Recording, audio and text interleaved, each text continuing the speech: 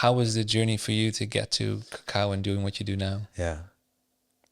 So when I had to let go of my relationship in 2021 and had to let go of my company, and I found myself in an Airbnb with literally 2 garbage bags of clothes. And that was it. No income, no family, no house, no reason to get up, no purpose. I clearly saw 2 paths in front of me, and was either the path of destruction, going into the victim, like, and the anger towards the politicians and what the injustice, and just getting into drugs and women and just destroy myself, to put it very extreme. And the other path was okay, apparently this is supposed to happen, so let's make the best of it. And I'm sitting here, so I chose for that path, obviously. And so I really started I can be very rigid, very disciplined. So incorporating the practices on a daily level, on a daily basis. So my meditation, my breath work. The cold was a very big teacher for me, because you can have a lot of thoughts and a lot of paranoias, but the moment your body enters the cold water, it's only the breath that will save you. And another thing was, I experienced it a few times before in ceremony, but was cacao. So I thought, let's make it a daily habit to drink a cup of cacao instead of coffee, instead of alcohol. So in order to get into touch with myself, to think of something that I feel grateful for, and that's very hard in moments of despair. To if your world collapses, to say, well, what am I grateful for? But eventually you will come up with a list. I mean, maybe the sun is shining. I don't know. And just my daily practice, daily routine became drink a cup of cacao. And why cacao? Because I knew from my previous experiences with the ceremonies that it did something on the bodily level. I felt very good after drinking cacao. So that's what I did. And therefore, and of course, other reasons, and a lot of support from beautiful people, I came out of this period stronger, and cacao was a lifesaver for me, next to other tools and people. So fast forward 2 years later, I traveled to Uganda without planning. A friend of mine, he was planning to go to Uganda to climb Mount Stanley, and with his cousin, and his cousin had an injury in the brain, so the doctor said, you can't fly. So 1 week before departure, he said, hey, do you want to come? I have this all fixed, and you don't have to take care of anything. I got all the equipment. You just have to be a Schiphol at the right time.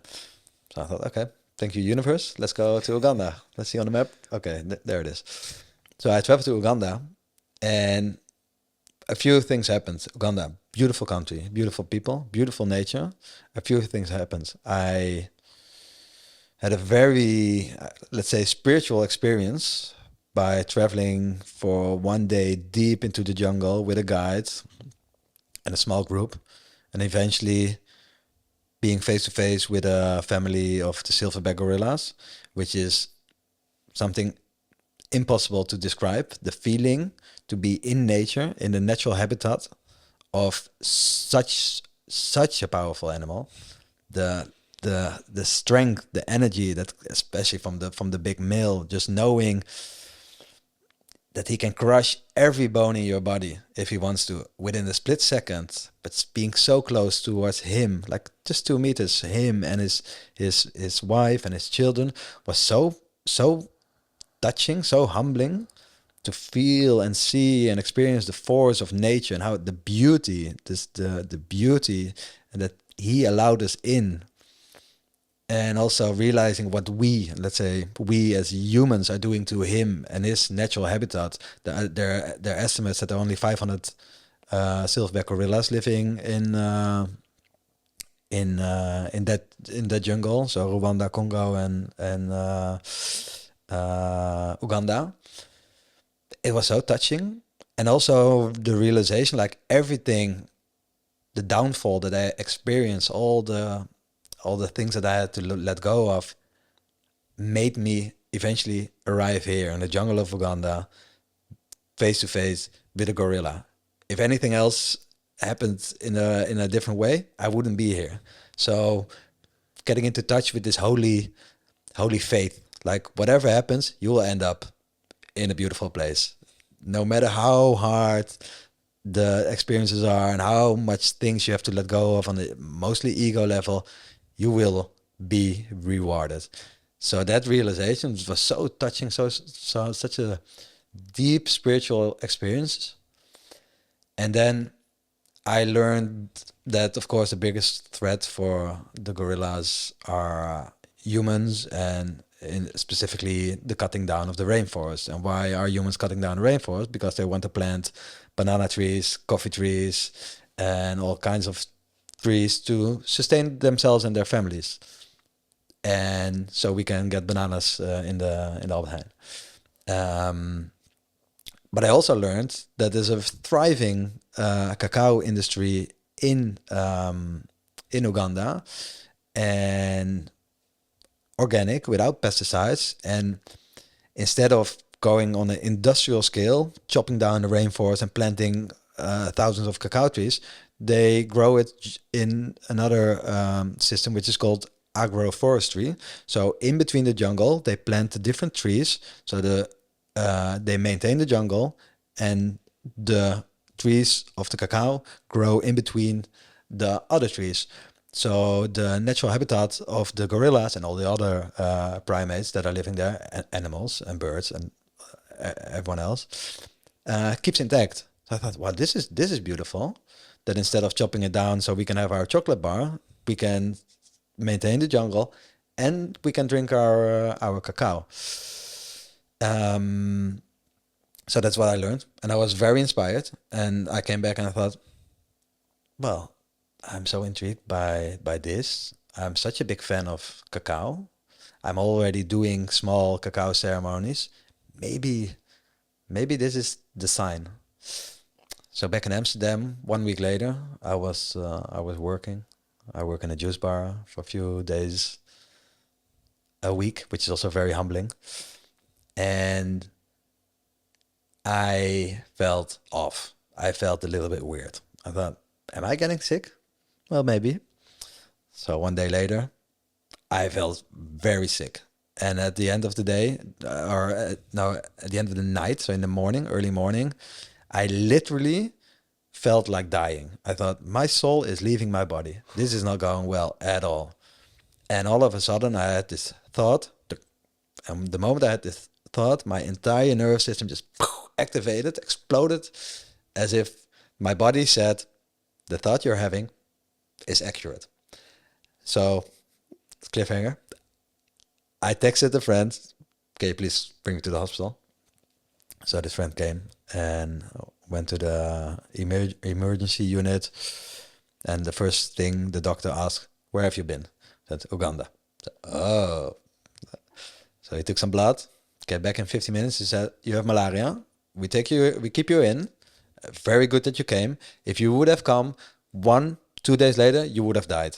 Malaria is the real deal. Holy shit, dude. So I stayed in the ICU of the hospital for 5 days. It had something similar to the worst experiences of a plant ceremony, the worst experience of ayahuasca or iboga or San Pedro, like you're sweating and you're hallucinating, and all of a sudden I had this, as if this voice was directly communicating with me that said, if you want to work with cacao from the jungle, we give you the jungle. If you survive, you have your permission. It felt as if I was being initiated by the jungle. And the most intense way of being initiated by the jungle is, of course, surviving the most tropical, harmful, lethal disease known to mankind, which is malaria. It's also very funny that the most dangerous animal to the world, people think lions or rhinos or hippos or crocodiles, it's a mosquito. A very small mosquito. So I survived, and that was for me the cue. Okay, Cacao, Uganda, let's go. And I just opened up to the universe, like, okay, let's find a supplier that can get cacao beans from Uganda and turn it into flakes so we can have our ceremonial cacao. And that worked out fine. And now I have a beautiful brand, which is called Cacao, and selling cacao, and also organizing. And that's mostly my main intention is not to sell cacao, but my main intention is to bring people together. What I've been doing basically my entire life, bring them together and provide them an experience of which I think it will benefit them. So back in the days, it was school parties, techno parties. I even brought in shamans to do ayahuasca ceremonies. And now I think also where I am right now in my life, what benefits people most is to connect with their hearts, to connect with the music, medicine music in a sacred place while drinking cacao. Because cacao can amplify this experience.